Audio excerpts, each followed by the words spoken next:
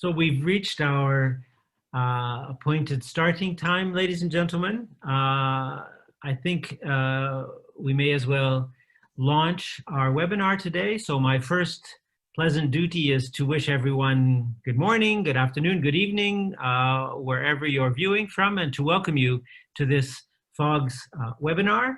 We thank you very much for joining, whether on Zoom or on Facebook.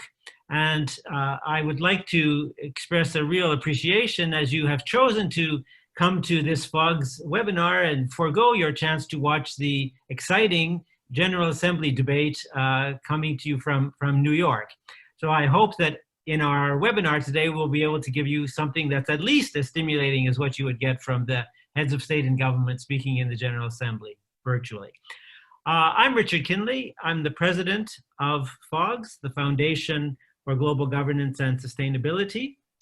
We decided to organize this webinar today as our contribution to the 75th anniversary celebrations of the UN.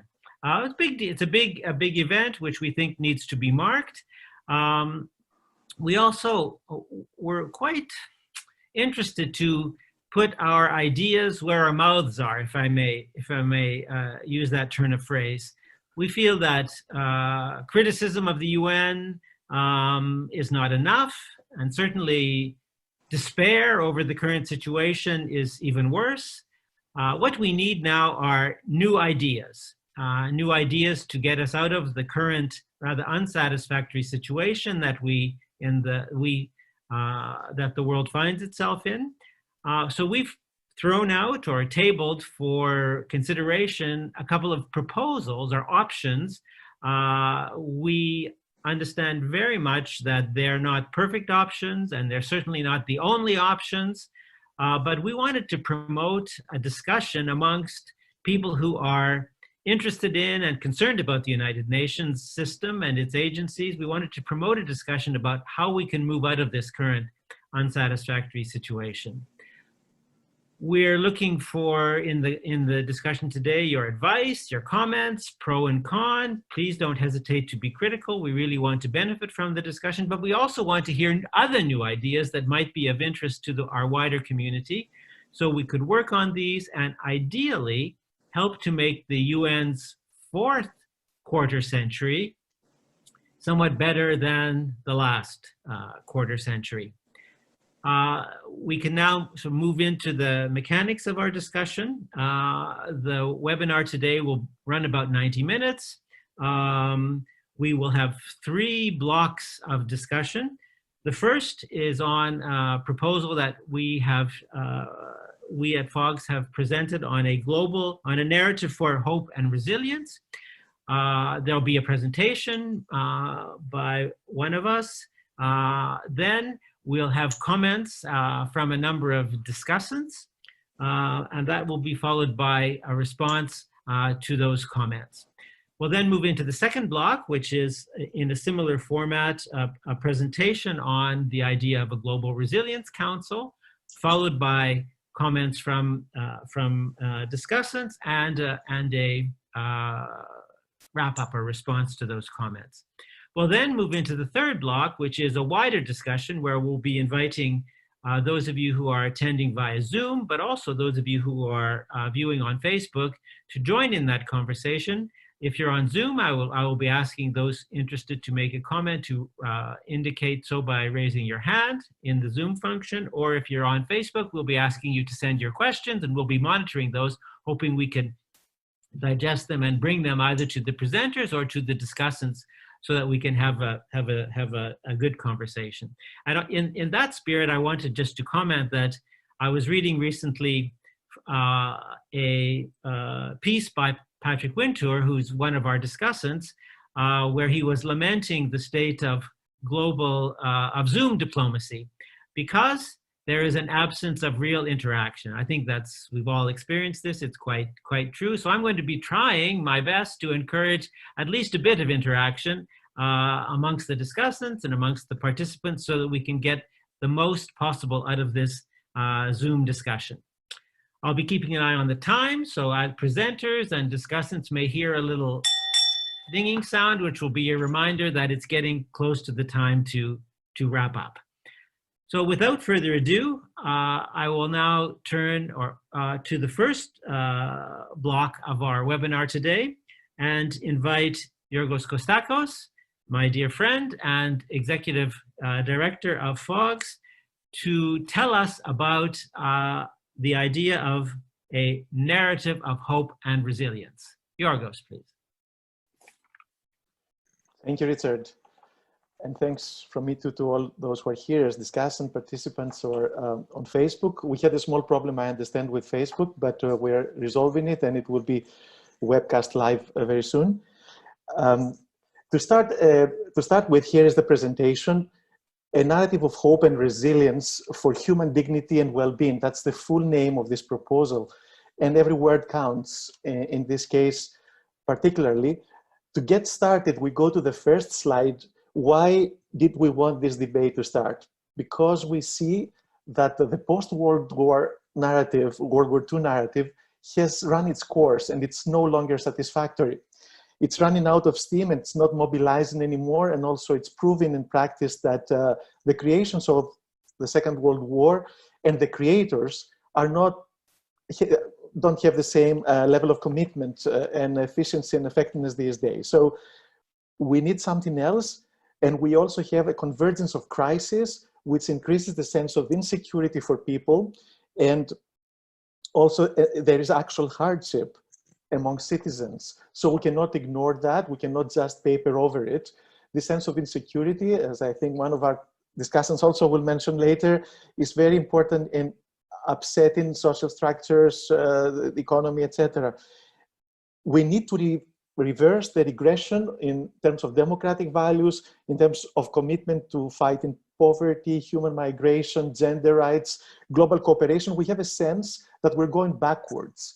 We have a sense that if we tried now to negotiate any of these grand treaties, universal human rights, etc., we would get worse texts and lower commitments. So we have to change that. Then we need to enhance the capacity to oppose the rise of nationalism, intolerance, and militarism, which are taking over. Many leaders see it as a convenient tool to get elected. I don't know how far they do believe in it, but they encourage it, and that can be destructive, as we have seen on previous occasions in humanity's history and the wars that ensued afterwards. We need to enhance also the capacity to inspire a new urgency to address climate change. Climate change is not gone because we're talking about COVID-19, and also biodiversity loss, species extinction. That's happening so fast, and we can see how that affects also even the health of human beings.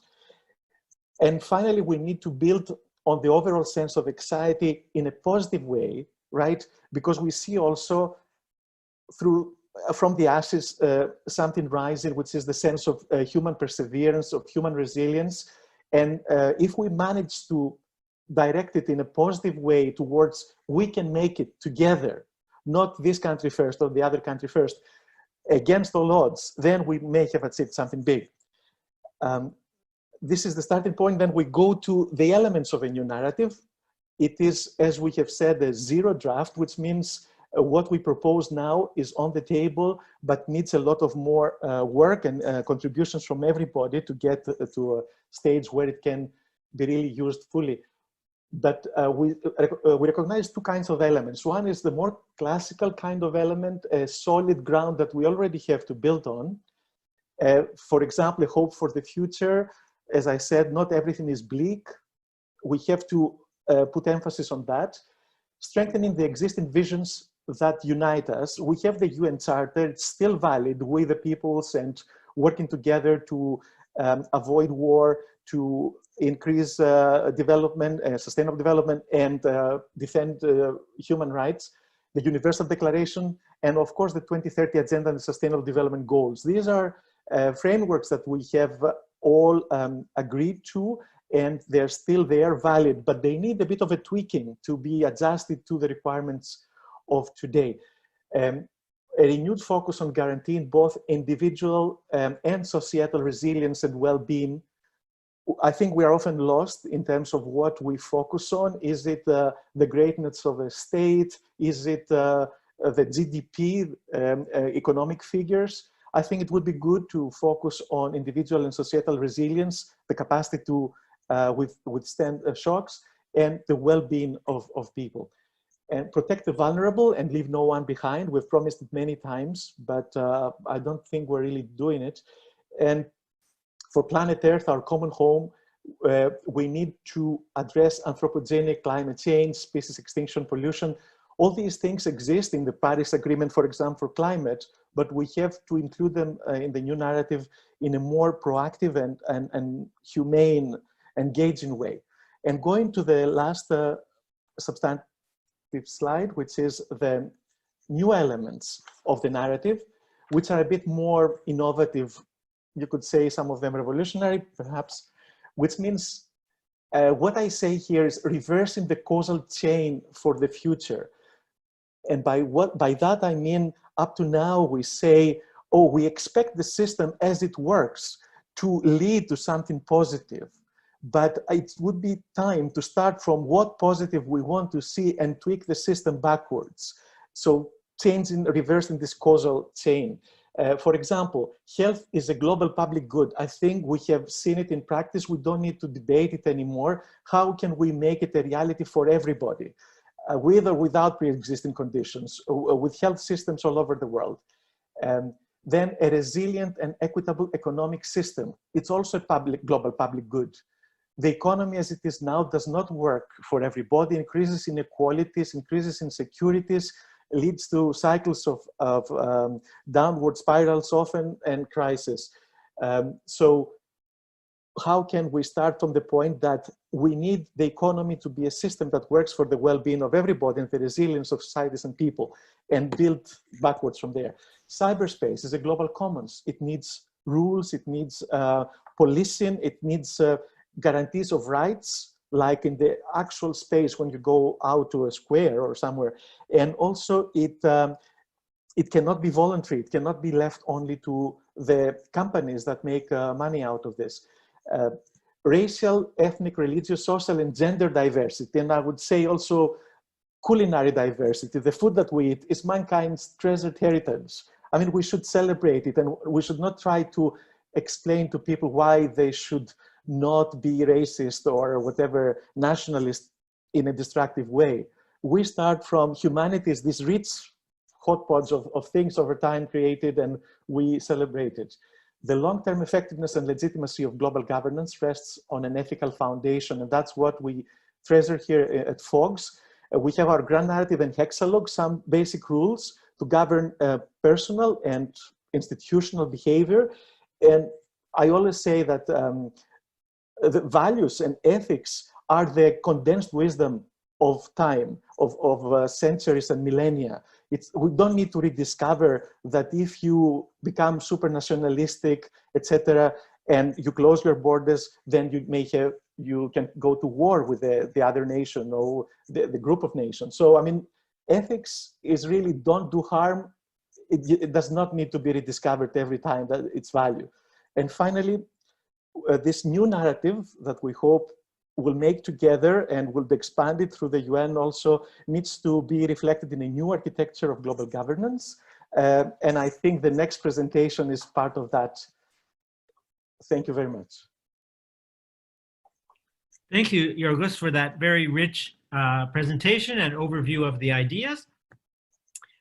Before turning to our discussants who are with us live, we will hear a comment from a pre-recorded comment from Cristiana Figueres, who is the founding partner of Global Optimism, former UNFCCC Executive Secretary, my ex-boss, and one of my heroes. So, if Arturo could run Cristiana's message, please. Thank you. Hello, friends. Many thanks to FOGS for the invitation to join you today. I am sorry that I can't be live on Zoom with you, but I was actually already committed to yet another part of the usual Zoom marathons that we have these days.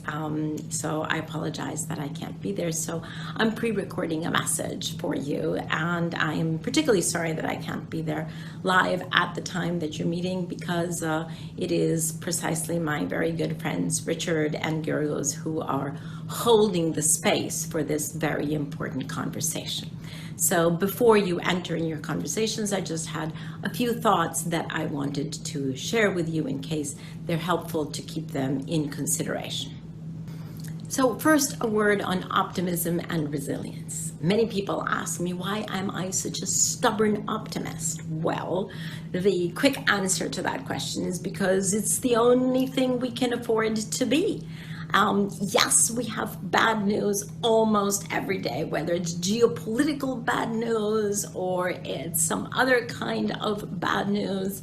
But the fact is that we know that despite everything that is happening today, in the medium term, which is the next 10 years, we have to be able to cut our global greenhouse gas emissions by half by 2030. That is the eye of the needle through which we have to go in order to be able to be at net zero by 2050, and in order to open the door to a world that is much better than the world that we're living in right now. It's the only way. And if it's the only way to get there, then we cannot afford to accept that we would be walking in any other direction.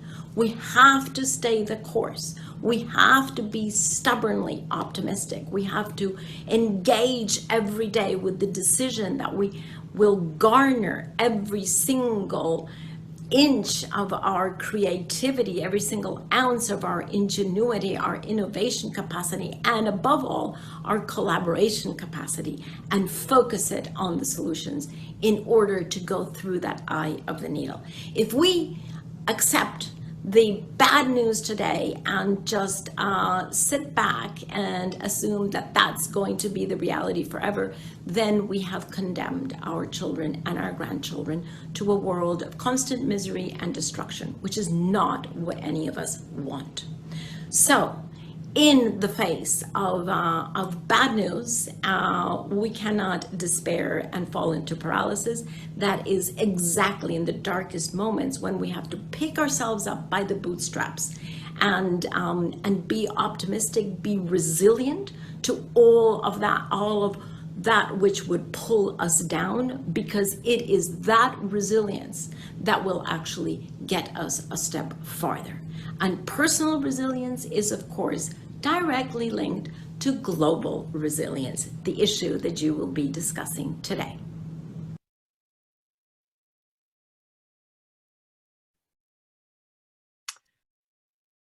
I can only, having worked closely with Christiana for quite a number of years, underline that this is a woman who embodies the concept of optimism and of getting things done, and of, in public policy, not being focused on the problems, but rather on the solutions, and ensuring that people can understand that there is a positive way forward out of life's current problems. So with that, we'll now turn to our discussants, who will come in with brief comments on the proposal. And I would start with, first of all, Barbara Adams, who is the board chair of the Global Policy Forum and a professor at the New School, New York. Barbara, please. Thank you very much. And I should say at the outset that my comments are basically learned from being originally, if you like, an outsider working on issues to do with the UN, and then for 2 decades working for different parts of the United Nations. And now, as you've mentioned, Global Policy Forum and the New School.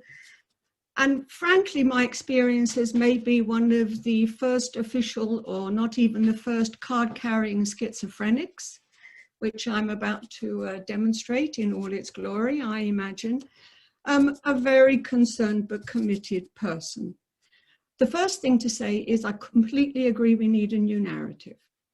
There's no doubt that the threats to security are not only military, but we have to also recognize the militarization, if you like, securitization that extends well beyond military expenditures and well beyond armed forces of various sorts into well-being and justice in all kinds of manifestations. And my comments here, because of the shortness of time, are going to focus more on what is not said in the narrative that we're discussing than to go through and say, yes, yes, yes, tick, tick, tick, to the various points that are there.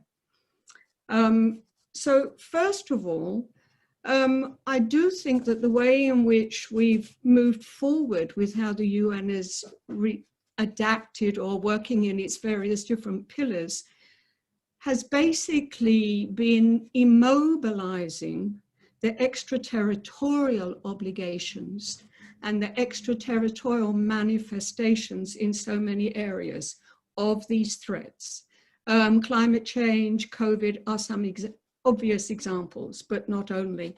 And the burden is put completely on domestic, national response. Frankly, that gives me a quibble with the word resilience, because I think one of the things we really have to also make adjustment to, or to make changes, is we really have to look closely at the need to redistribute the burden of adjustment to the current realities that we face. And that takes me immediately to this wanting to ask a few more questions about what do we mean by together. We know that in the decision making at the moment, which is a problem, we have weighted voting, as in the Security Council, for example. But I would like to say that we actually have weighted voting throughout the practices. We've got to look at the reality that that 3 top contributors to the UN development system as a whole come from 3 countries only. And this is not just the assessed contributions regular budget. And if you add the next 7 contributors to that, we are looking at them accounting for 3/4 of all of the funding of all of the activities that the United Nations is mandated to perform. And the profile won't surprise you. I mean, China is in there, Brazil creeps in, but the profile is still the same profile that we've been describing with regard to, if you like, the traditional practices that we saw around development cooperation, ODA.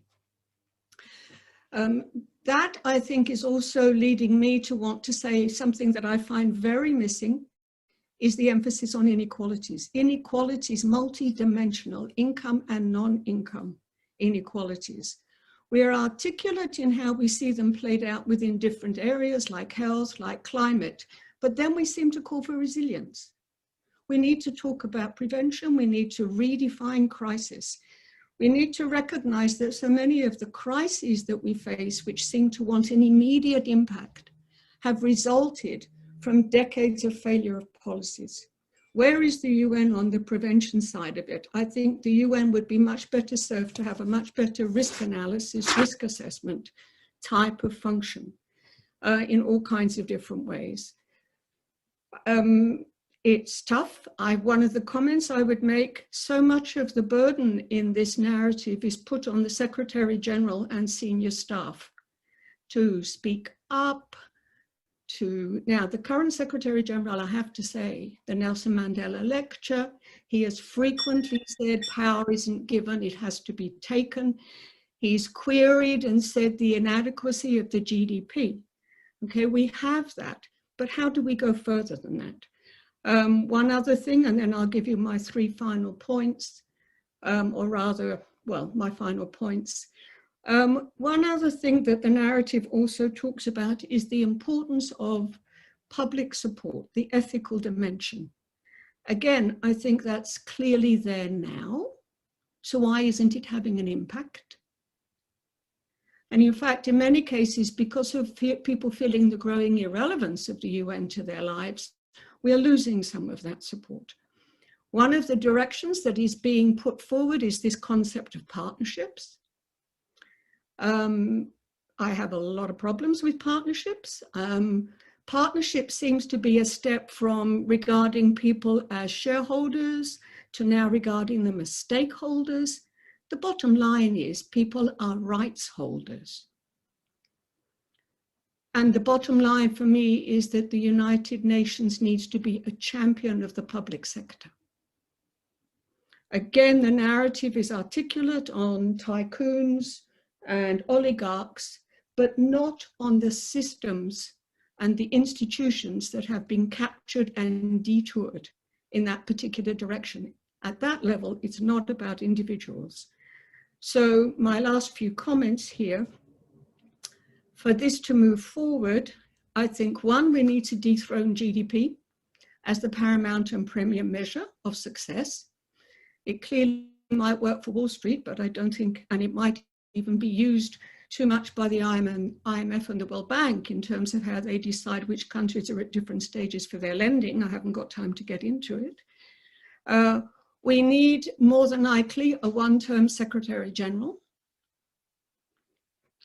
because of the not the Security Council, and also even outside the Security Council, you just threaten with the budget. I've already mentioned the problems there. You have a lot of effect. Extraterritorial obligations across the board need to be taken care of, not this piecemeal approach that we pick and choose when we pay attention to them. And I think absolutely the linchpin to get any of this started, we need a new funding compact. For the 40th anniversary commemoration of the United Nations, Olof Palme made the statement on that occasion that no country should be allowed to contribute more than 10% of the assessed contributions. Those ideas have been taken up in a couple of different areas. It's not the solution, but without addressing these issues as well, I fear a lot of the other things that are so important might not actually get off the talking shop part of our conversation. Thank you. Thank you very much, Barbara, for some really interesting ideas and feedback. I know that I'm pretty confident that some of the people who follow will pick up your points, in particular on equality and on GDP. So let's now move to our next discussant, Albena Asmanova, who is a professor at the University of Kent, Brussels campus. Albena.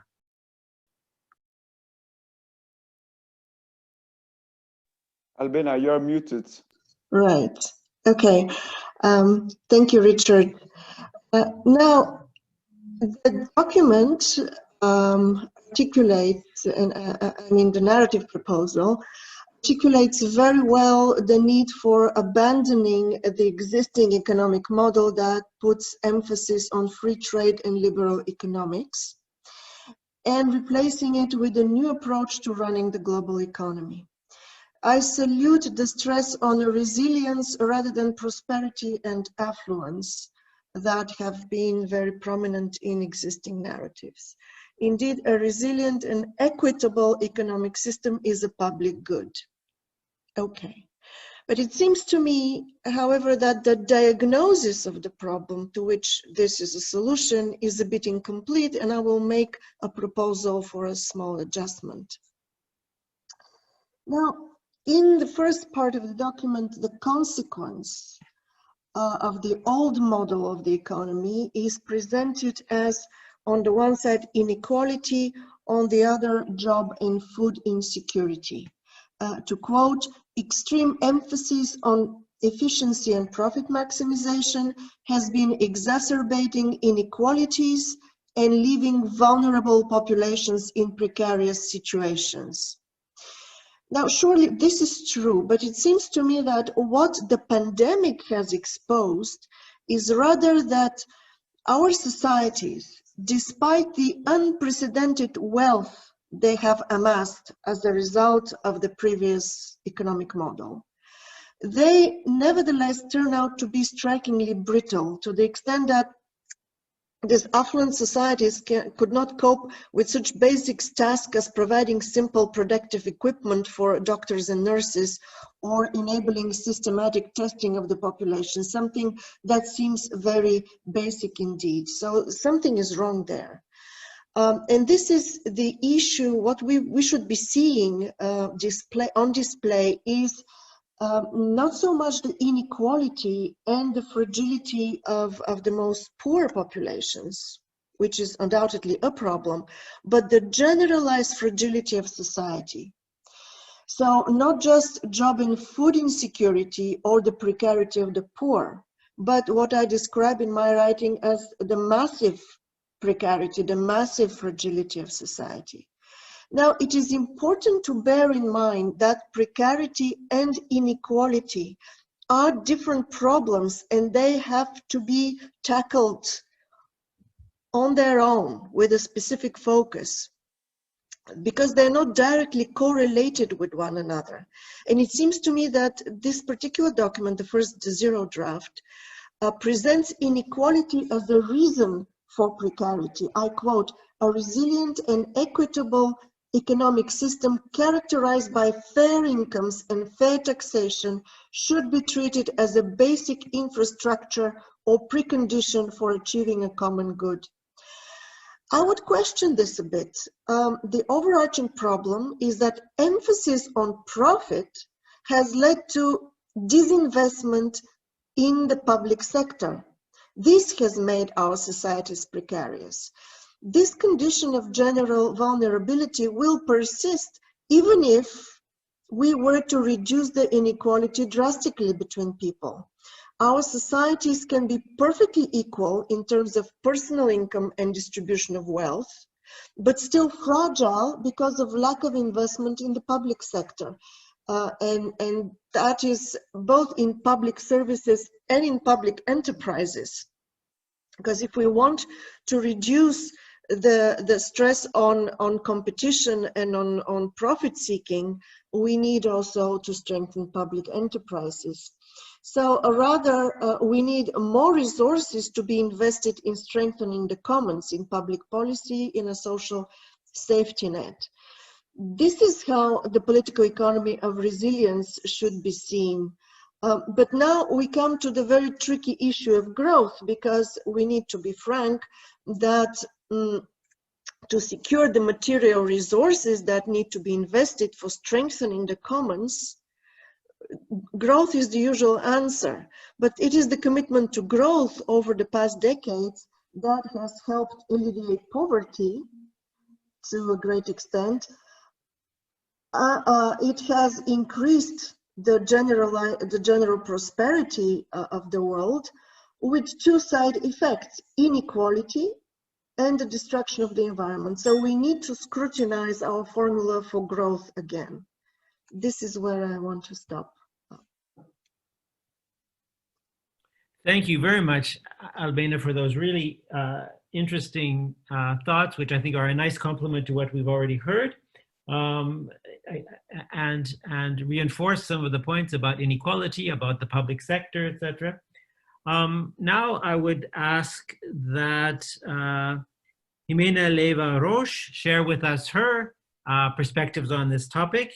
Jimena is a senior fellow at the International Peace Research Institute in New York. Jimena. Thank you, Richard. Yes, at the International Peace Institute.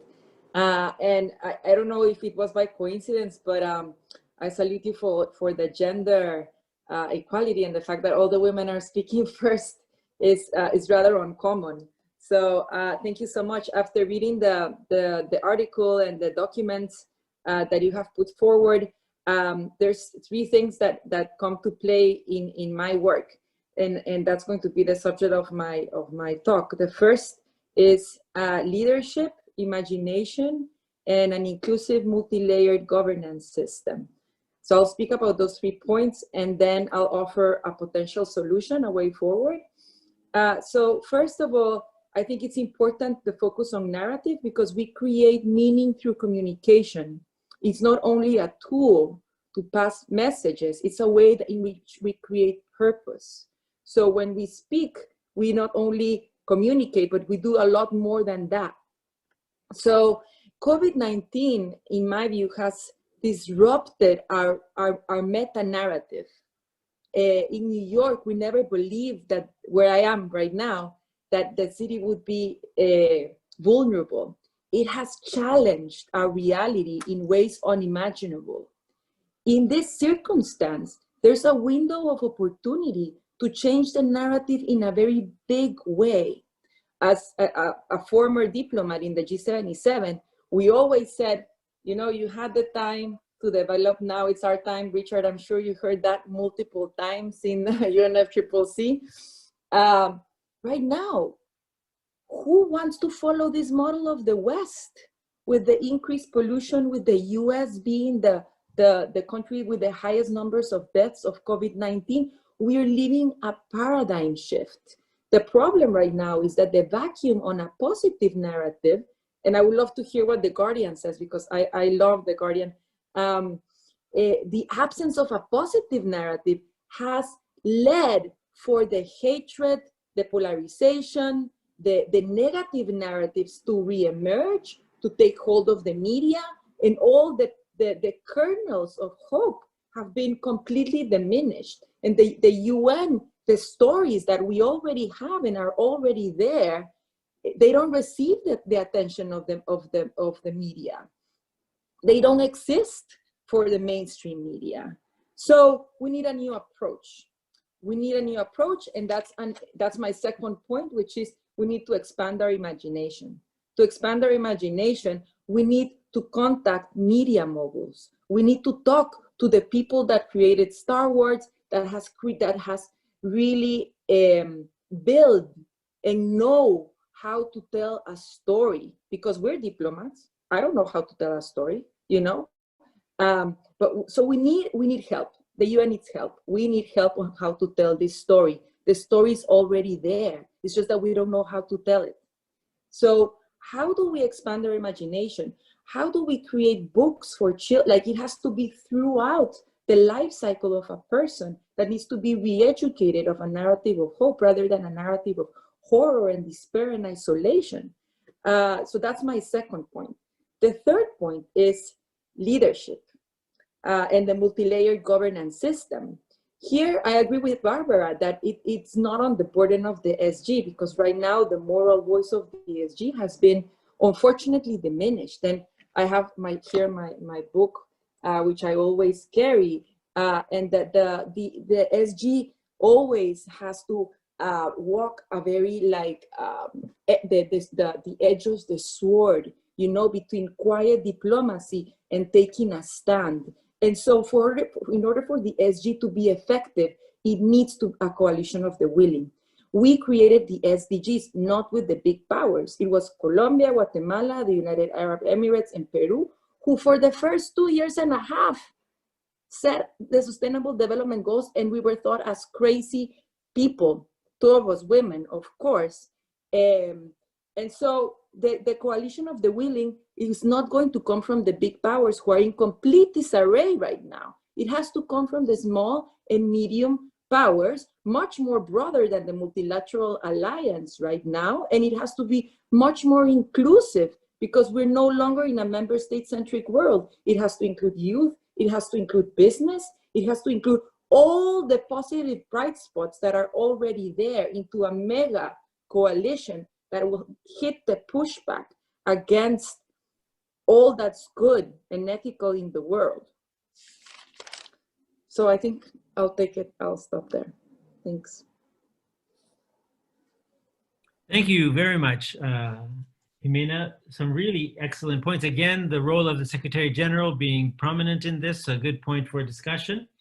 Our last discussant on this topic is Tom Wies, a president at the City University of New York Graduate Center and fellow at the Chicago Council on Global Affairs. Tom. Oh, thanks, Richard and Yorgos, and thanks to Fogs for fighting a good fight. Yorgos, you started off saying you have a short title. I'm going to try to parse just the 3 words in it. I think in this age of nationalism, nativism, populisms, I found this piece actually fun. Because turning the UN supertanker is not going to occur because we have a clever technocratic or institutional suggestion. And I'll say more about that in the second one. But we need a compelling vision, hence the new narrative. And I would argue, in fact, that this reflects the comparative advantage of the UN. And this is based on 100 oral histories and 15 university press books that I did with Sir Richard Jolly and Louis Emery, the late Louis Emery. You know, we can't be against better peacekeeping and better inoculations for kids and on and on and on, but the real payoff comes from big ideas, norms, principles, standards, and their monitoring. What's puzzling, of course, is that this is the infinitesimal part of the UN budget. The Hammarskjöld Foundation has calculated that at most, if you add everything in and hope for the best, it's far less than 10% of what the system does. So I'm glad that Christina emphasized optimism. Sidekick Gareth Evans used to say that he was an optimist because he wanted to be wrong sometimes, and if he were a pessimist, he didn't want to be right sometimes. But I think the good cheer in the document is maybe a little misplaced. The document refers to the first 75 years, which implies that we can count on some more, and I'm not so sure. So hope, but a deep dive into the ugly moment we're in, drinking champagne remotely, multilateralism in any shape, form is under siege. So we're all singing of global citizenship, but the age of me first goes far beyond Washington, D.C. The speeches yesterday, there was Duterte, Bolsonaro, the whole gang, and right-wing cabals everywhere. And it seems to me the document wants to avoid being pessimistic, but it's ignoring that totally. And I think that it's also, I'm glad that small countries took the initiative in the SDGs, but part of the global dirge is being sung by the global South, and in particular the emerging powers, who say, well, that post-war multilateral order it's a relic, it's brought to you and made for and by the West. So that isn't helping either. So it seems to me that, Yorgos, you asked something about ethics. It seems to me that we're talking, if there's going to be any hope, it has to be situational ethics. It has to be consequentialism. We can't have absolute statements of principles. And in fact, I would suggest that a good subtitle for this would be the title of a book done by an old friend of mine, Arthur Helton, who actually died in the bombing in Baghdad.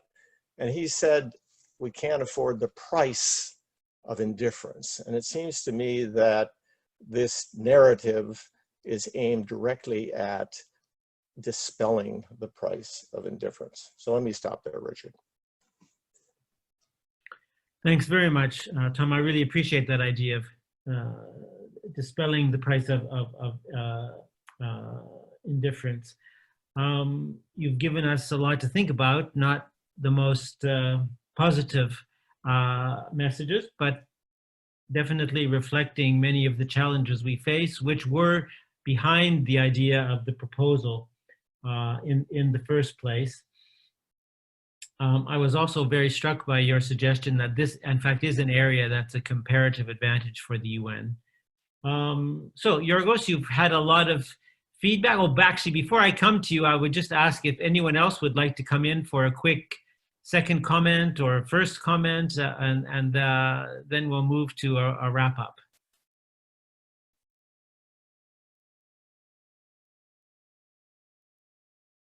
Just a quick one. I mean, the climate change process, in a sense, showed how we didn't focus on what the other side reaction to what we were suggesting was. So it's all very well as having a strategy of how we would like to create something positive, but you have to think about what the reaction from the other side will be, and do that at the beginning, because before long, as we saw with climate change, they managed to mobilize those a narrative that was not helpful to us addressing what is clearly a critical issue for the world. So I just think we need to have an understanding of where the pushback will come, and to some extent Tom talked about that in the context of the growth of right-wing governments and populist movements. Thank you, Felix. Thank you. Could I piggyback Barbara, yeah. on that very quickly? To say that if our narrative is successful, it will be co-opted. We've seen that over and over again in all kinds of ways. And we really need to accompany anything like this, whether it's in this piece or elsewhere, with a real understanding that there is institutional, long-term capacity commitment, and therefore multi-year funding, et cetera, to actually be able to pursue what we're talking about in the face of, frankly, the current ways of undermining or co-opting those kinds of directions. I didn't think it belonged in this piece, but Felix has inspired me to be a little bit more realistic. As he knows, I spend my life wobbling between realism and hope. No, I'm always hopeful. Ciao, ciao. Thanks, Barbara. Okay, Yorgos, over to you for a quick, oh, sorry, Albeda. For a quick comment, yeah. There was a good comment from the chat I would like actually to introduce here about boosting the capacity of state. I would rather state we need indeed to emphasize that we need to recover the capacity of public authority, maybe not the state, but public authority at any level, at municipal, state, international, to take care of the population. Because over the past 40 years, there has been a persistent shift from public authority to private economic actors. So we need to regain that territory, and this needs to be reflected in our narrative. Thank you. Thanks, Albeda. Yorgos, the semi-last word is yours. Thank you very much. Amazing contributions. Thanks a lot. I hope we are in it together, committed to develop it further. I can see many good comments about the conceptual clarity that is needed, of course, and in the economy, distinction between precarity and inequality. I can see also the fact that not everybody is equal. We're not starting from the same. There is a Western element in all that. The extreme privatization, profit motivation, etc. Alternative narratives, meaning that if we don't have a positive narrative, we'll get the negative narratives, which are partial in countries or groups, but still they can carry the day and take us to a place we don't want to be. Also the fact that we need the narrative really to work on it as a piece of art, and we're lucky to have among us also at least one artist that I know, Kiera van de Ville, who does music, and through her music also helps create a new narrative for the SDGs and beyond. So there is hope, and there are actions in all these areas. We didn't have the time to put them all in one paper or in one presentation. But I also would like to caution, for example, Barbara, we cannot become again all the poor people or the people who have rights. People have rights and responsibilities. I think we should not be populist even in the enlightened camp to let people off the hook. There is a need for an effort from all people to do it. And in developed and developing countries. Also, I would not like to go back to a model of developed countries have to pay for development. For me, the quality of life that some developing countries, so-called, may have, irrespective of the GDP figures, and is higher in terms of human element and even resilience than developed countries that are so precarious. If you don't get your salary 1 month in the US or in Europe, you completely fall off. And at least in Europe, you have your healthcare probably secured, but in the US, you don't even have that. So, I mean, who is more resilient? I wonder. And we need a big coalition, as Jimena said, and I hope that we can work on that. And the UN, finally, as Tom said, for me also, it's the repository of this common humanity and common sense of belonging and working together. So that's why we have so many expectations from the Secretary General and everybody. But of course, it's more than that. It's each and everybody, and each one of us. And we have created FOGS as a way of really like a moral niche institution, which doesn't want to be big or to be very operational, but to keep this flame and hopefully working with others to spread it around and uncapture our minds and our public sphere from what is now has taken over. And public sphere is different from the public sector, I would say, because there have been many bad uses of the public sector in countries and also by people who benefit from their salaries or status there and bureaucracies, etc. So we have to rethink that too, I think. Thanks a lot. Thanks, Yorgos. So you've noted the homework that is to be done to follow up on this. We'll take more comments from the webinar attendees a bit later, but now we'll turn to the second idea, option, suggestion, which is for a global resilience council. And we'll have a brief introduction of this idea from one of the FOGS advisory board members, Harris Gleckman. Harris, please. Thank you for taking some time from everyone who is part of this discussion and on the Facebook to think about some of these ideas. Can we go to the next slide, please? I want to introduce this by just two pieces of background. One is to talk about the need for a new institution. Now we're being very practical. How do we translate some of these tough questions into institutional supports? I think that what we're trying to accomplish, and the second part is to look at the possible institutional arrangements for a global resilience council. I want to say that this is a draft 0, if there was possible to have a draft -2. This is to start a discussion, to get a debate going, and we need ideas about whether this is a sound direction and the particular ways of doing this. The institutional arrangements section needs to be very clear that it's just a possible route that could make the idea credible. The primary moment is to talk about building a sense of the need for such a new institution. Next slide, please. I want to suggest that there are 4 primary needs. One is, as many have said, there are a scale of unresolved issues reaching across environment, human rights, health, gender, economics, which the current system cannot address. And I think that we need to be honest about the limitations of that. And I think that we need to say that we need to build an institution that is respectful of the fact that the world has changed. Post-World War II, the issue of security was a military security. The issues today which we're facing are across a whole range of issues, and they have no equivalent type of body to address them at the international level. Second reason why we need an institution is that voluntarism is not working. The League of Nations functioned to try to deal with voluntary avoidance of war. It didn't work. The Security Council was created.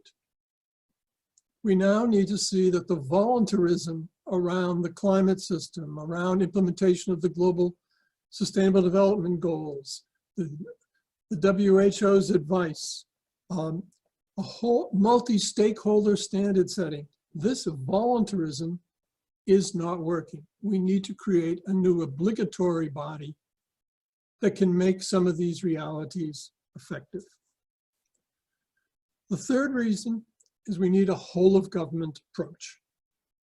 Each of the organizations, whether it's the World Health Organization or the climate folks, they've worked very, very hard, but because all these crises are more expansive, it needs a whole of government response that engages with the economic sides of governments, the labor sides, etc., which cannot come out of our fragmented, specialized agency system. we need a whole of government structure to address these kinds of crises. And fourth, there's really no existing body that can do this. As I indicated, each of the bodies have tried their best or have around themselves reached the limits of their legal authority. And so we need to open a new vantage point for addressing that. There have been calls in the past for economic security councils. There have been calls for sustainable development councils. This proposal is in line with that direction. So these are some of the reasons why I think we want to put on the table a need for a new institution. Next slide, please. To make this argument credible, you have to suggest, is it possible institutionally to do that? The paper has identified 11 different pieces of that story. And I want to reiterate that the particular suggestions in the paper are steps along the way to envisioning that it might be possible. So today, in the spirit of trying to get further discussion, I want to pick two areas which I think the paper has made and offers serious advances, and two areas where it's quite clear we need more work. One area is in the creation. The suggestion is that the various intergovernmental bodies that currently exist would create the Global Resistance Council as subsidiary bodies of their existing arrangements, so that the FAO could create a subsidiary body of the Global Resistance Council. The World Bank could declare this a subsidiary body. The General Assembly can do that. That would allow the majority of the governments to create jointly an international body. The other, which I think is in good shape, or for discussion, are the enforcement tools. There are presented six different enforcement tools, some of which are borrowed on the economic side from tools that the Security Council uses. Some are involved more public participation, as modeled on the list of foreign investors in South Africa. Others are modeled on reaching out for criminal and liability issues to both international and national courts. And there are various fact-finding routes. Underlying that, because it will be a subsidiary body of all the other existing bodies, which could include regional bodies, it could also direct cross-organizational attention to issues far better than any existing structure. Where we clearly need some additional thinking is on the membership. There's a sense that it should both be an intergovernmental body. There's a sense that we need to get non-state actors in, and we have various balances to strike of how to create such a diverse structure. If you say that you wish to have non-state bodies involved, to take civil society organizations, what's your selection process? Or for the business community, what's your selection process? So we need additional thought about that.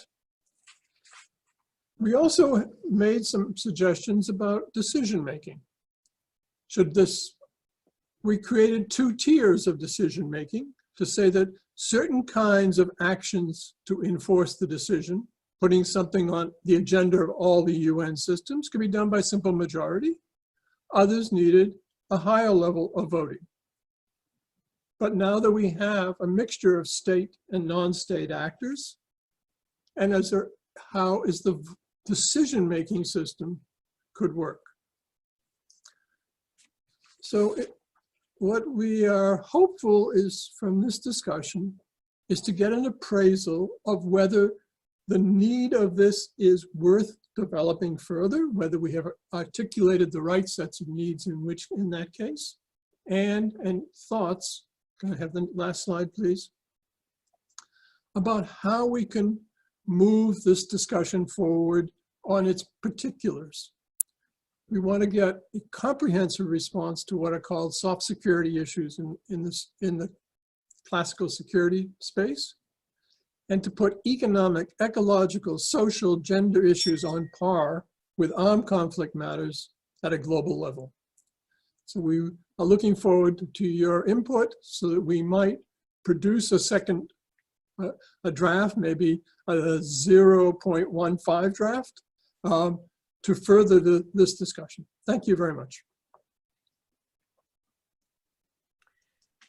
Thank you, Harris, for bravely going out and launching a discussion about institutions, which is something that all of us who've been involved in the UN, I think, probably enter with a good deal of hesitancy. I'm very interested now to see what the reactions are from our discussants.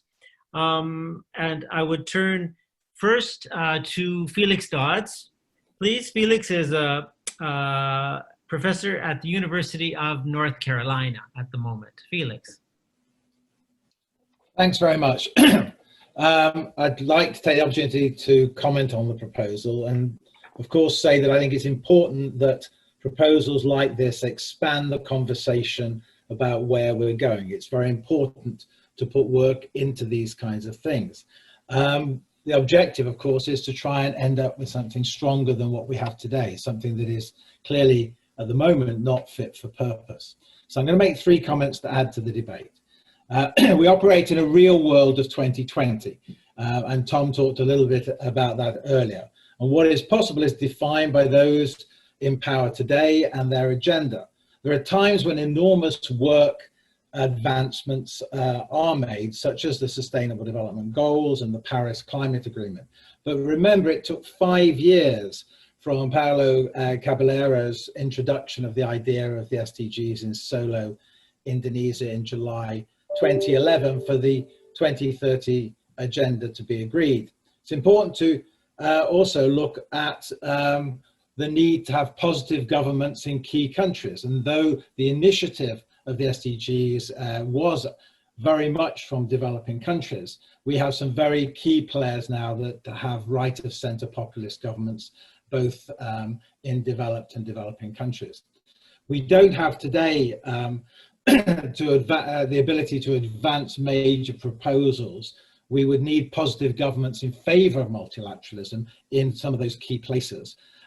Or at least we'd have to have their agreement that they wanted to move those issues forward. And if they're not in power and they're going to come into power, then we need a narrative that, in a sense, ensures that they don't pull out of any further agreements that we are. I don't believe that non-state actors should have a membership of a new body with any voting rights. I saw it was an interesting proposal, and there was some discussion around UN Habitat of a similar type of idea back in '96. NGOs or stakeholders do not represent the people. Very few are democratic. Policy decisions are taken by a small number of people at the heads of the organizations. Many NGOs are individuals or a small group of individuals. And there's a difference between advocacy and implementation NGOs. So I don't think at this point it's a good idea to move forward on that particular way. As far as setting up formal bodies where stakeholders can inform and share their advice, that's a good idea. A version of the old Commission on Sustainable Development would be worth looking at. From '97 to 2002, the first 2 days of the CSD, before negotiations started, were given to 4 interactive discussions of 3 or 4 stakeholders with member states.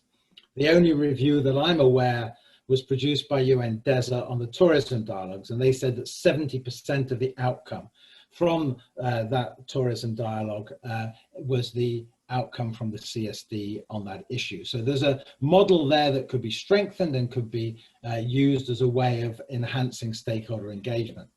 I don't see the possibility of a new body being created, at least not in the immediate future. As part of it, will take up some of the space of a number of other bodies like the High Level Political Forum and bits of ECOSOC. As some of you know, the reform of the HLPF was meant to be on the General Assembly timetable for this October. It's now been put off till next October, which does offer a chance for reform. But it's important to know that one part of the UN working alone will not operationalize any decision. It'll need the whole organization engaged in it. Stakeholder Forum, my former organization, had a pop-up event at the HLPF in July on Is the HLPF Fit for Purpose? After all, it was set up before the 2030 agenda and the SDGs were agreed to. Stakeholder Forum has launched a report about ideas from that meeting, and I'd suggest that there's an opportunity there for a conversation. The event was attended by all the P5 and the EU and many other countries, so there was clearly an interest in that discussion. Whatever changes we would like to see, we'll need to work out the role of ECOSOC in the context of whatever is going to be created, whether it's an enhanced HLPF or whether it's a resilience council. We never managed to work that out in the context of the discussions around the creation of a Sustainable Development Council for the General Assembly, which was one of the proposals at Rio+20. And I can't remember who it was which was discussing the cyber issue, but disruptive industries will change our lives completely in the next 10 years. It's not just cyber, it's AI, it's biotech, it's AR, it's VR, it's cryptocurrencies, it's quantum computers, it's changes in mobility, it's new energy, it's even 3D printing, to name a few. And these will increase, if we're not careful, inequality in a country and between countries.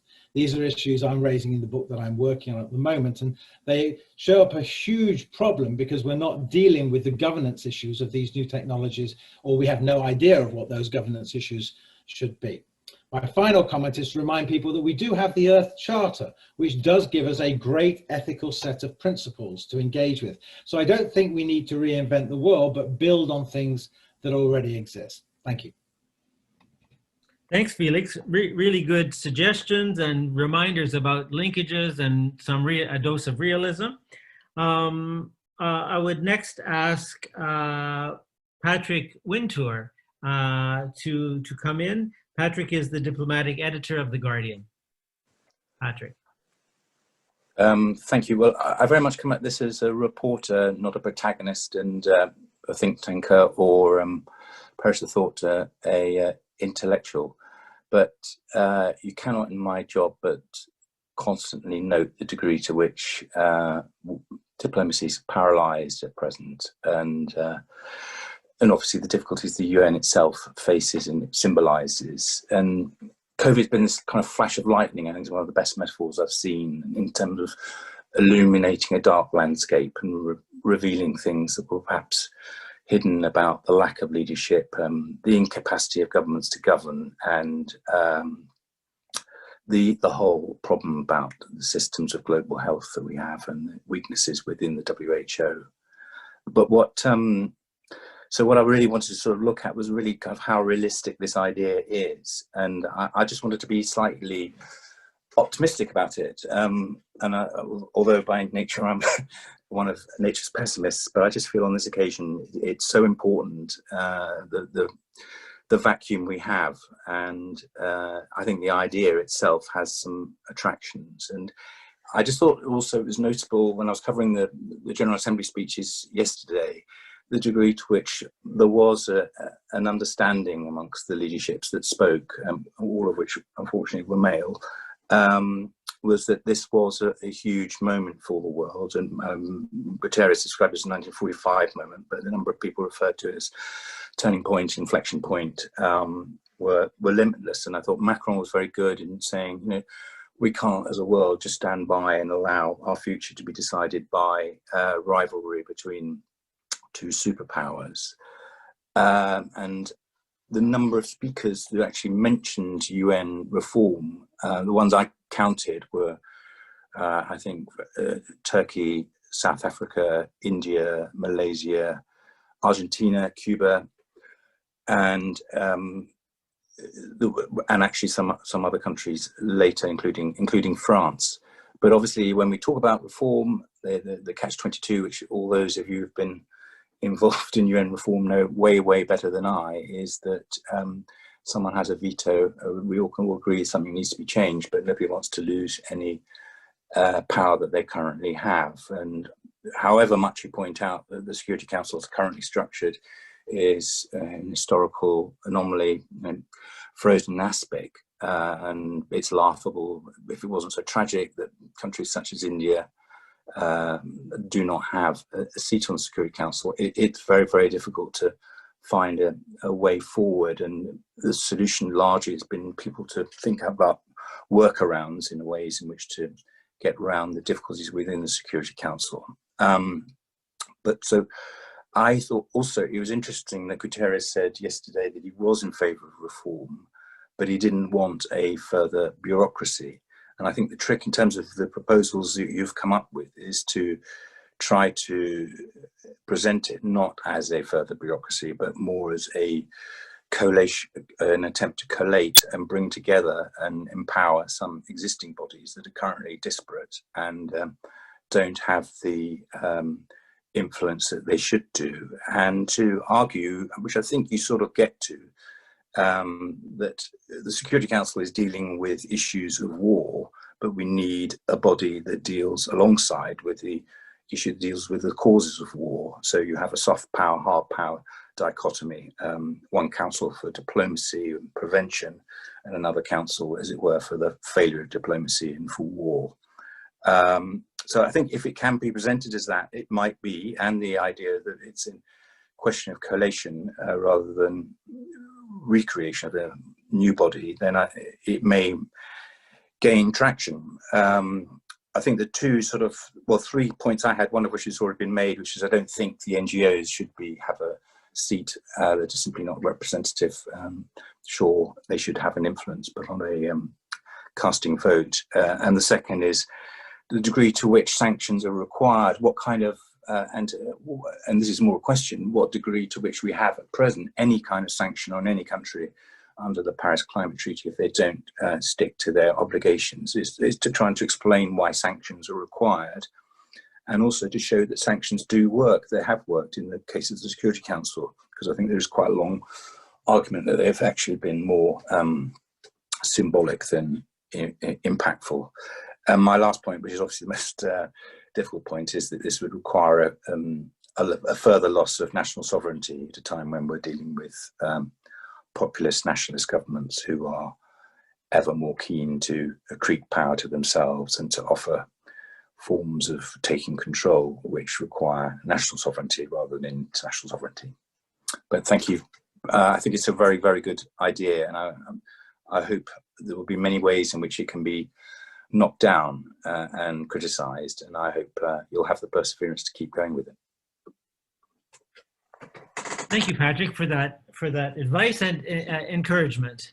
I would next ask Barbara to come in with a few thoughts from her side on this point. Thank you. As you may know, I hesitated earlier whether to comment here. But I will. Here I go. Okay.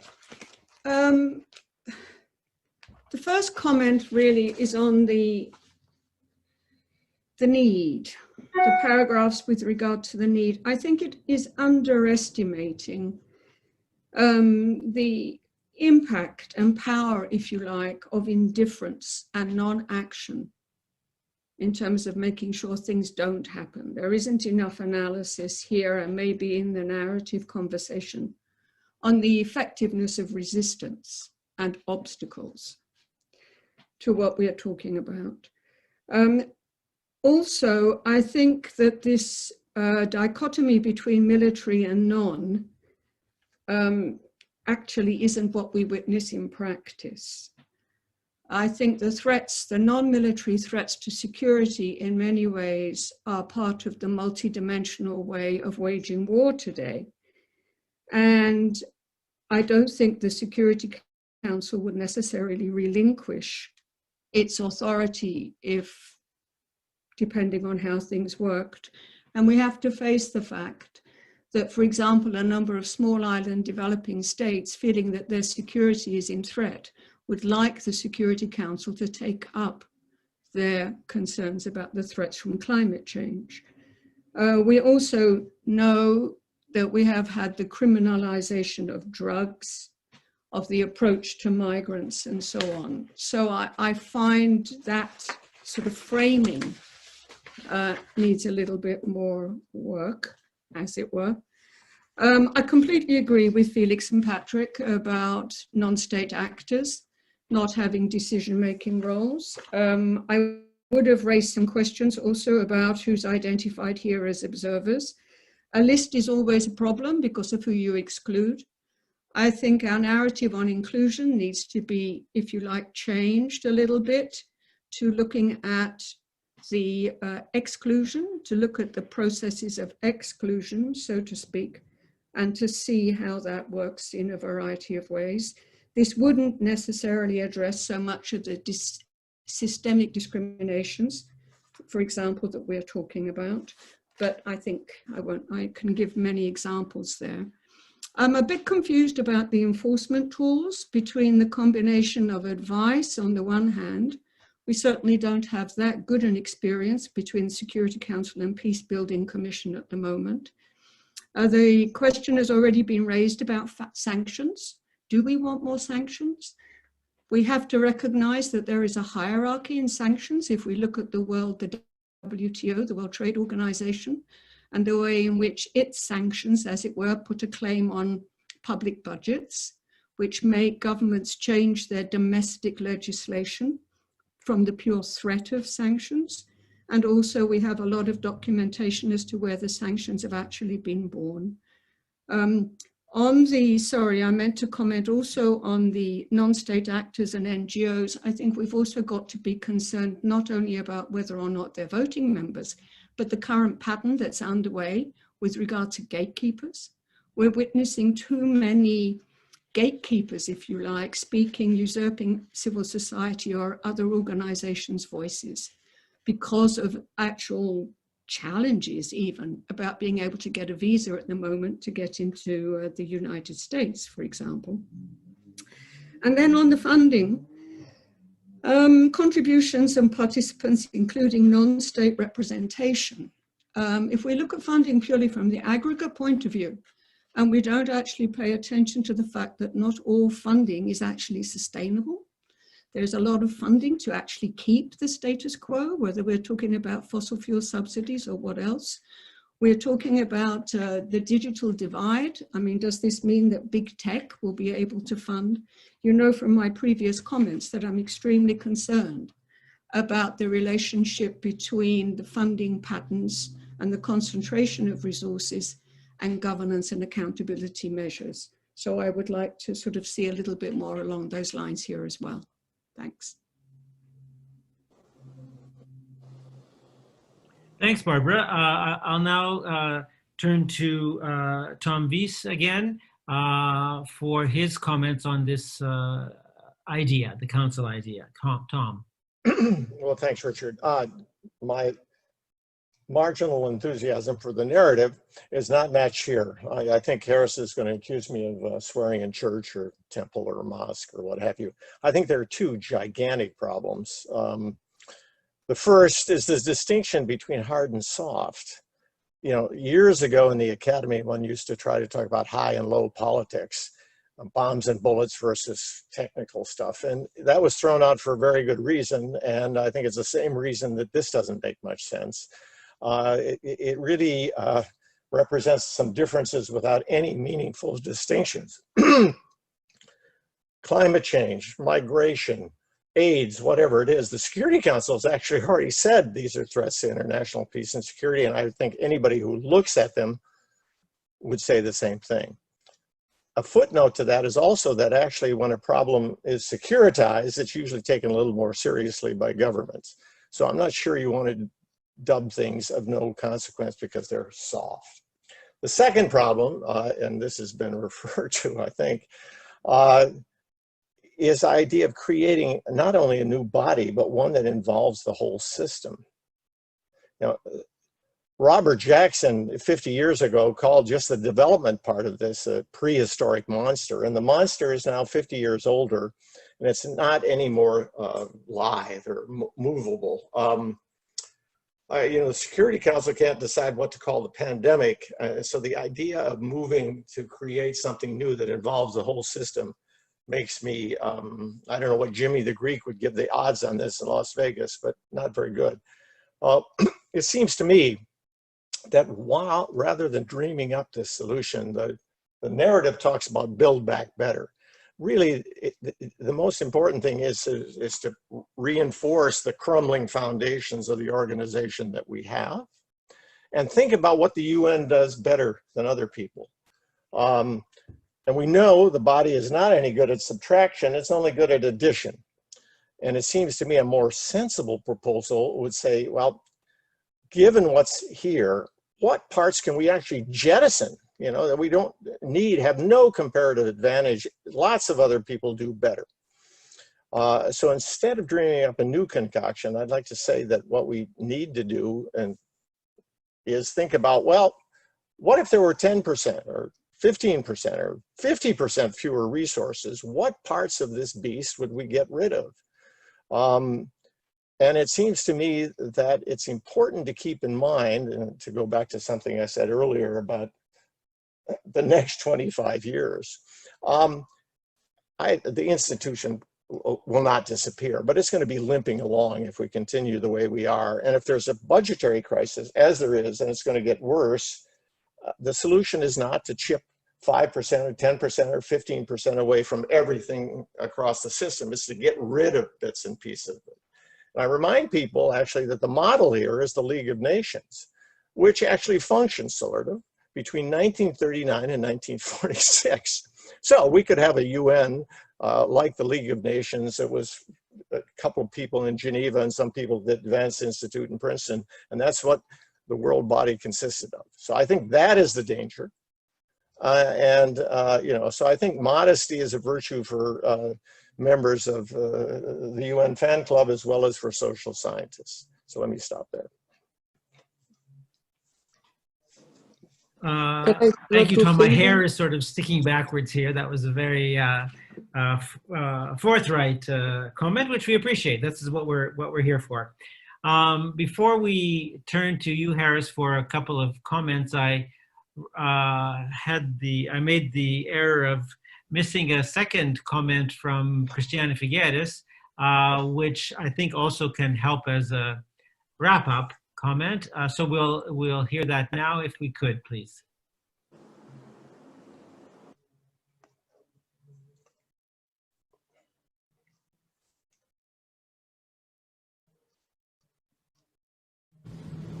I very much welcome the proposed Global Resilience Council.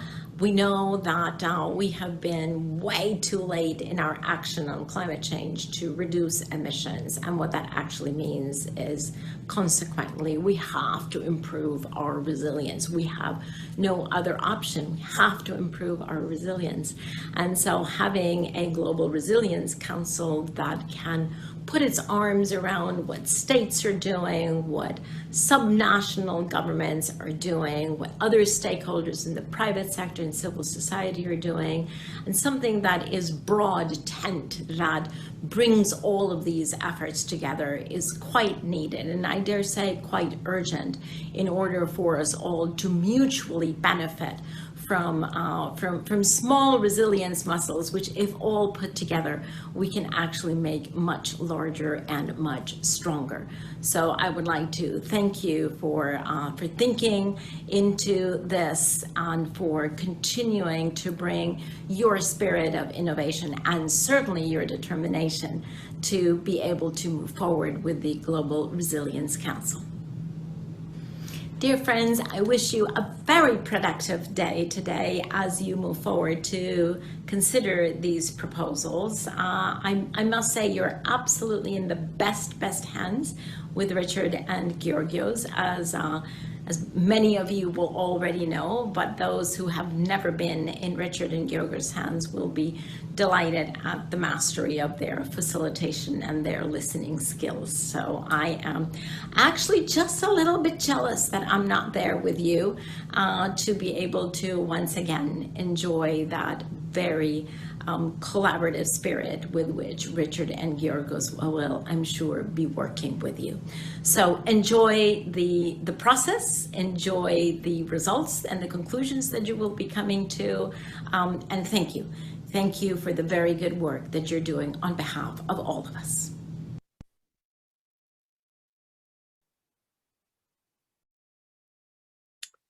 Well, Yorgos, I guess we have our work cut out for us to live up to that billing. Harris, could we turn to you for a quick wrap up? I'm a little conscious of the time since we're a bit behind in schedule, and I would like to have a time for at least a couple of comments before we wrap up. So Harris, over to you. I thank you all for your comments and look forward to properly reading those in the chat and others that are sent in. I think that the balance with the new narrative of hope is for us to have a moment in history to say, as in some ways what Tom was saying is that the institutions we built earlier have, and Felix, may no longer be fit for purpose. And so we need to envision what that new arrangement might look like and be bold and challenging. Of course, any set of new suggestions, we've gone through this for every part of the earlier reform discussions, they're going to have oppositions from the old world and from inertia. But as part of this effort to talk about a new narrative, we need to think about, do we have the institutions which address contemporary issues in an effective manner? I agree with Tom that the language of hard and soft security issues is not helpful. It's a language in the old security community, not shared by the human rights or the development or the gender communities. But I think that we're trying to grapple with how do we describe a breadth of issues for which there are no equivalent bodies to ones which are put together to avoid a military conflict. The idea of a lightning metaphor, I think, is very helpful. We need to somehow think through how the crises and the responses now to COVID, to the economic crisis, to the non-responses in many of these areas, ought to open up different doors. And I think that what we're trying to do is to make a contribution to describe some of those other new doors, new institutions, which could have effective intervention mechanisms. I appreciate some of the comments about the enforcement mechanisms which were described, but they would be a tough piece to figure out that you want to create a body that's actually going to have some form of leverage in a political world, which, is in picking up from what Barbara was going to say, doesn't want to move. And you need to find a structural way that you can do that. The same problem exists in some fashion and is trapped in the P5 discussion in the Security Council and about avoiding wars between major powers. We have to deal with the issue of power. And just to walk back on the question of how do we try and build out from what we have? And to say that the food and agricultural crises of the world are not being contained by the Rome-based organizations or by other interventions involving the World Economic Forum in Davos. Can we go to the FAO Council and Assembly and say, would you join with other parts of the intergovernmental system to work towards some common responses for identified major crises for which the current systems are not adequately handling?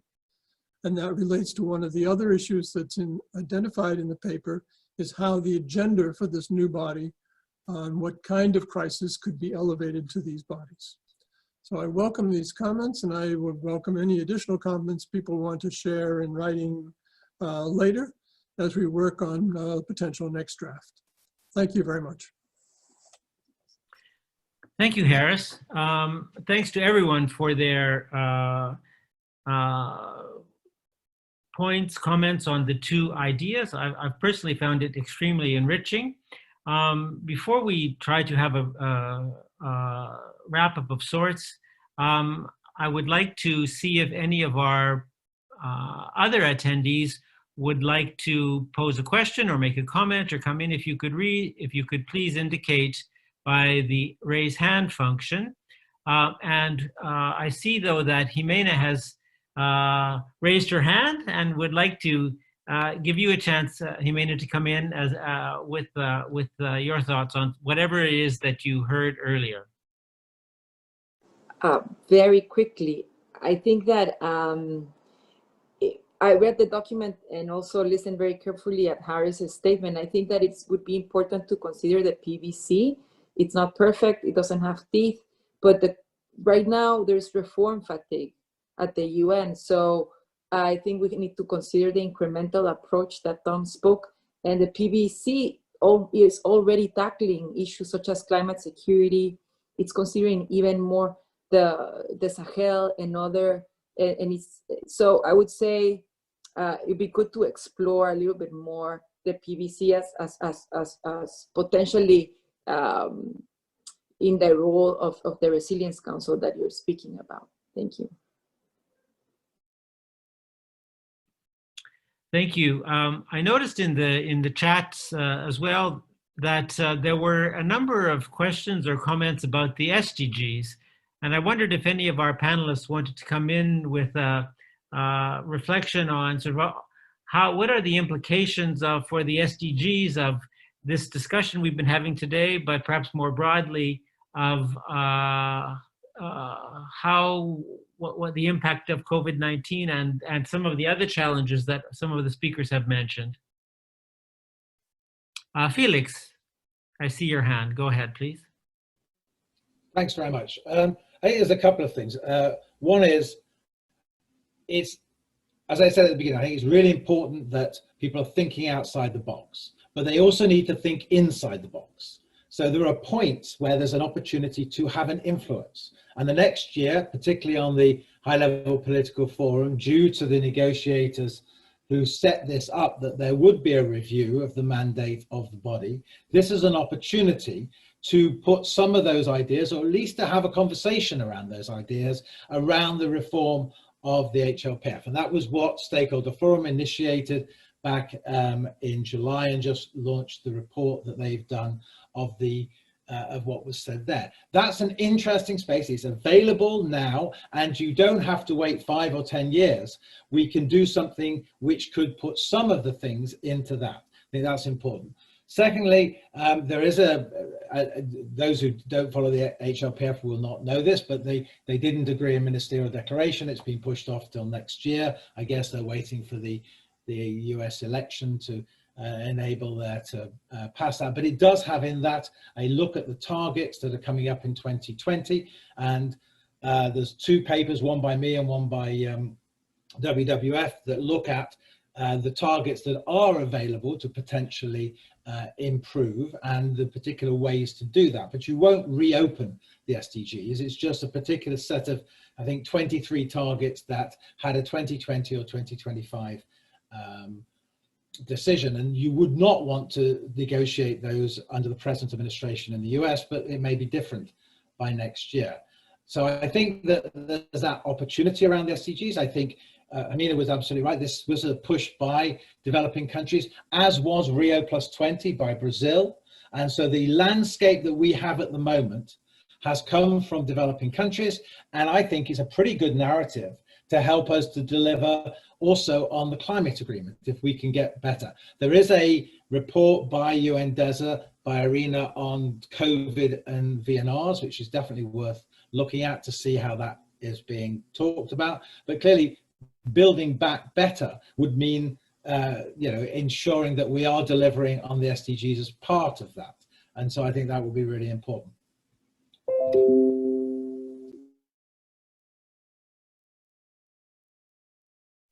Thank you very much, Felix. I have 2 hands up here that I see, who I will give the word to next, Barbara and Yorgos. And unless I see more, we'll then move to wrap up just a few minutes past our deadline. So Barbara? Whoops. A couple of comments on the 2030 agenda and the SDGs. In fact, I flagged the high-level political forum under the creation item here as something to look at, not with enthusiasm. And the reason is not because of the importance of a high-level body, etc., but because it's a forum. And the high-level forum has welcomes everybody and challenges nobody. So if we're looking for a place where people come and are inclusive, that's fine. If we're looking for something that speaks to how to actually get to close this trust gap and the implementation gap and go forward, then it's not a particularly good experience or model.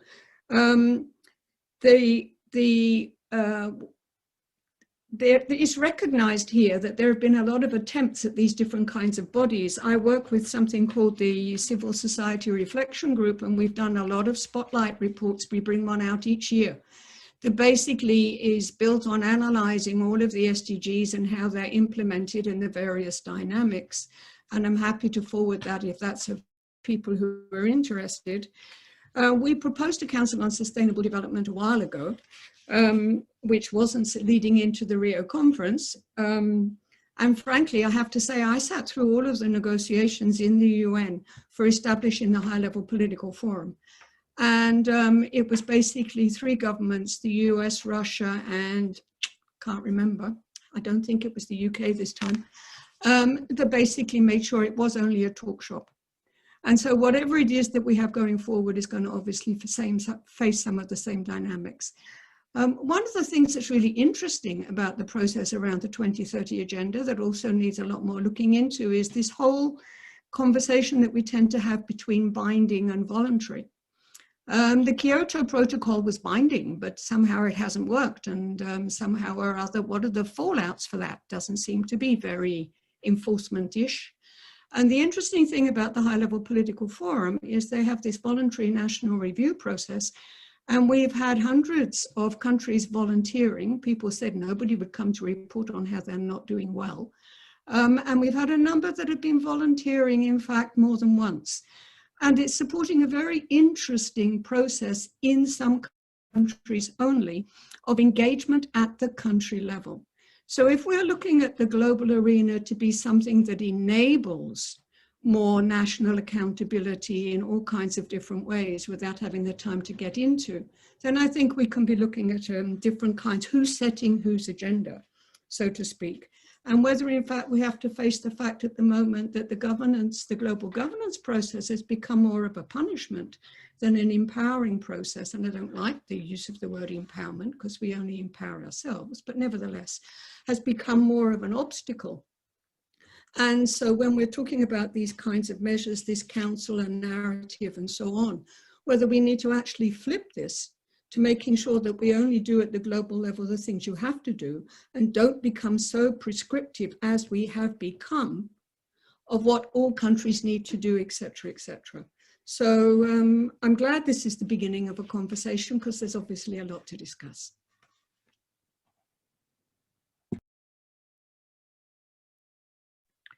Thanks, Barbara. Before going to Yorgos, I understand that the colleague from the dais, India, would like to come in.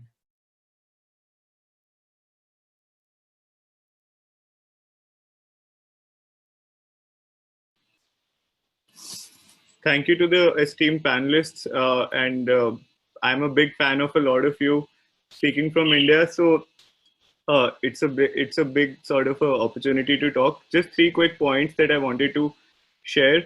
One was that the reality and the resilience nature that the different member states face at this point due to the fallout of COVID is not the same. So there is no mathematical function or a model that you can possibly use to see the fallout in Afghanistan, where I work, vis-a-vis Brazilian Amazon, where I work, vis-a-vis Greece, where Dr. Yorgos is sitting, on New York. We have seen so many so far unidentified complex issues that were just swept under the rug. For instance, as Dr. Yorgos mentioned, old people in Europe not getting enough care. Now, WHO has just kicked off the, so what the word resilience means on the first point for different member states may be very different moving forward in the rebuilding process itself. So so that's one point. Second is that that now that we are seeing that more old people were affected by COVID and young people too, but a lot of burden is being put on young people per se towards rebuilding because they're apparently good at technology as well. Is there something that panelists see as a increased role of young people in this implementation and even deciding this narrative from being done? Case in point, Arturo being the only other young person I saw in the panel. The third is just that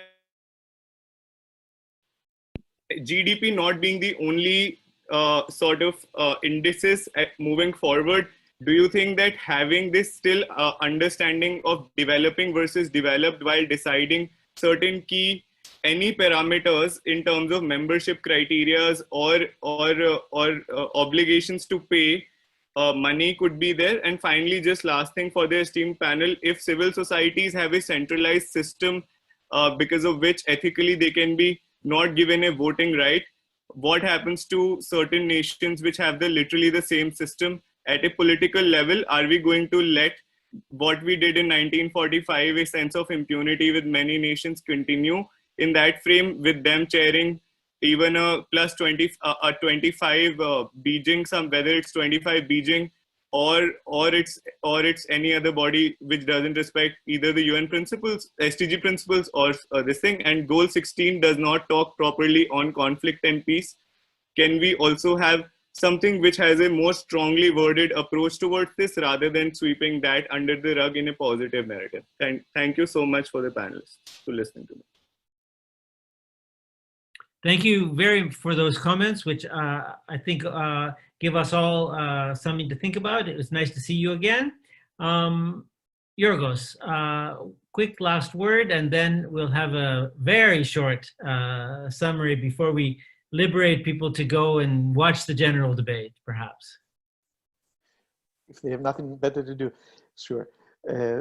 Thank you, Richard, and many thanks to Keshav for introducing this youthful element, and he knows that we take really very seriously the contribution and working together with younger people, because it can only be a coalition of good people, irrespective of age, and certainly with a lot of young people and their energy and idealism, who may change this if it can be changed. And I think that gives us hope. There is hope, and we're working with that on that with DICE. A historical element is, and Janos Pastor was at least until recently with us, about the SDGs. Also, the Global Sustainability Panel had talked about them, and in our report that went to the Rio Plus 20. So there were parallel processes among member states, the Global Sustainability Panel and others during that period, 2010, 2012. And there is a problem of tribes in people who deal with international affairs. We can see that in a way here, those who deal with development and those who deal with security. And those who deal with development, they would like to go back to a CSD, Commission on Sustainable Development model, perhaps, and the high-level political forum is another way, another incarnation. Those who deal more with security would like to go for softer issues to the Peace Building Commission, the BBC that Jimena talked about. So what we were trying to say is that something new, and I think Christiana mentioned something like, when you go to the COPs, you can reach up to a certain point with UNFCCC's negotiations, but then you go to side events to bring the stakeholders together. This would be a kind of the Resilience Council, bring the stakeholders together, whether they would vote or not, but we don't come all together, all the tribes of experts, and also all the kinds of people who deal with economics, who deal with industry, who deal with energy, etc.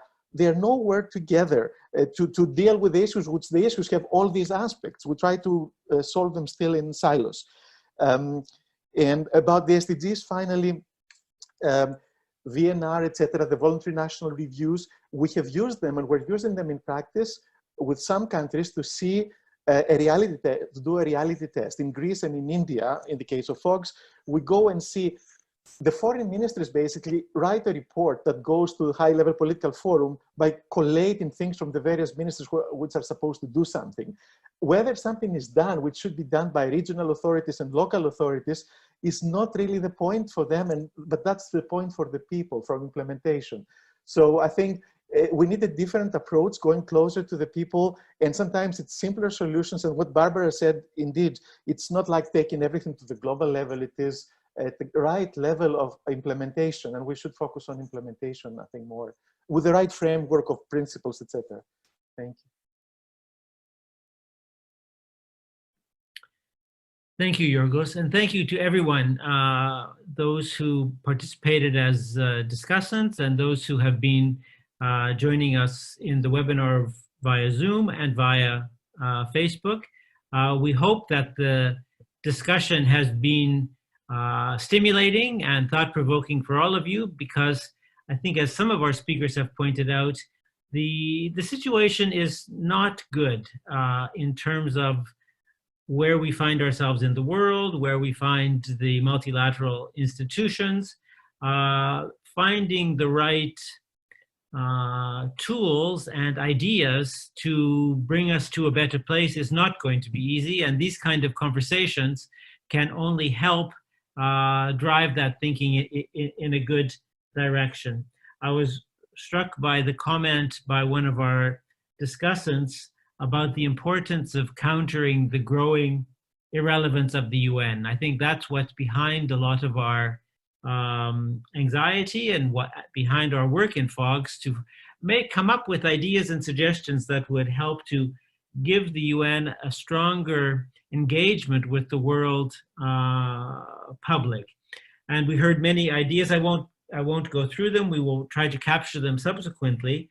But there were many points that will help with further thinking on the narrative idea and on the council or some variation thereon. I was really struck by the Secretary General's statement yesterday when he referred to the being at a 1945 moment, was it? He was speaking about being on the sort of cusp of potentially a new Cold War, but I think if we take Christiana's invocation to heart and be optimistic, perhaps we could think that as in 1945, there was an effort to build something which would make a difference for a better world. We need to, for the next 25 years, figure out how we can tame this beast that has been created and turn it into the kind of multilateral institution that is necessary to deal with the problems of the world. So I would say again, thank you to everyone. We really appreciate your taking the time out of your very busy schedules to join us in this conversation and for sharing your thoughts with us. Please do follow up if you are interested. We have the possibility to set up some small working and comment groups if you'd like to be further involved in any of these discussions. And it would be a really privilege for us to continue the discussion with you. So thank you, and I say farewell to everyone in whatever time zone or continent you are, and we will keep in touch with you about the results of this and any further work that FOGS will be doing to advance these ideas. Thank you.